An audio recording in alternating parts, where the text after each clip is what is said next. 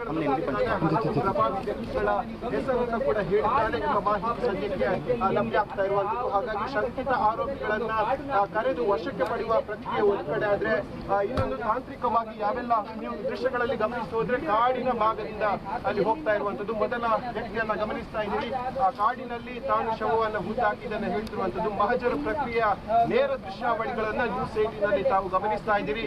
ಆ ಕಾಡಿನಲ್ಲಿ ಶವವನ್ನ ಹೂತು ಹಾಕಿದ್ದೇನೆ ಎಂಬ ಹೇಳಿಕೆಯನ್ನು ಕೊಟ್ಟಂತ ಹಿನ್ನೆಲೆಯಲ್ಲಿ ಆತನಿಂದ ಹೇಳಿಕೆಯನ್ನ ಪಡೆದುಕೊಳ್ತಾ ಇರುವಂತದ್ದು. ಸ್ವತಃ SITಯ ಅಧಿಕಾರಿಗಳು ಕೂಡ ಇದ್ದಾರೆ, ಫಾರೆನ್ಸಿಕ್ ಅಧಿಕಾರಿಗಳು ಕೂಡ ಇದ್ದಾರೆ, SOS ಅಂದ್ರೆ ಸೀನ್ ಆಫ್ ಕ್ರೈಮ್ ಆಫೀಸರ್ಸ್ ಕೂಡ ಸ್ಥಳದಲ್ಲಿ ಇರುವಂತದ್ದು. ದೃಶ್ಯಗಳಲ್ಲಿ ನೇರ ದೃಶ್ಯಗಳಲ್ಲಿ ಗಮನಿಸ್ತಾ ಇದ್ದೀರಿ. ಎಲ್ಲವನ್ನ ಕೂಡ ವಿದ್ ಪ್ರೂಫ್ ಆಗಿ ವಿಡಿಯೋ ದಾಖಲೀಕರಣವನ್ನ ಮಾಡಿಕೊಳ್ತಾ ಇದ್ದಾರೆ. ಯಾಕಂದ್ರೆ ಇಡೀ ರಾಷ್ಟ್ರ ಮಟ್ಟದಲ್ಲಿ ಬಹಳ ಸಂಚಲನವನ್ನ ಉಂಟು ಮಾಡಿದಂತಹ ಪ್ರಕರಣ ಇದಾಗಿರೋ ಕಾರಣಕ್ಕಾಗಿ ಎಳ್ಳಷ್ಟು ಲೋಪ ಬರಬಾರ್ದು, ಎಲ್ಲ ರೀತಿಯ ಆಂಗಲ್ಗಳಲ್ಲಿ ತನಿಖೆಯನ್ನ ಮಾಡ್ತಾ ಇರುವಂತಹ ದೃಶ್ಯಗಳಲ್ಲಿ ಗಮನಿಸ್ತಾ ಇದ್ದೀರಿ. ನೇತ್ರಾವತಿ ಸ್ನಾನಘಟ್ಟದಿಂದ ನದಿಯ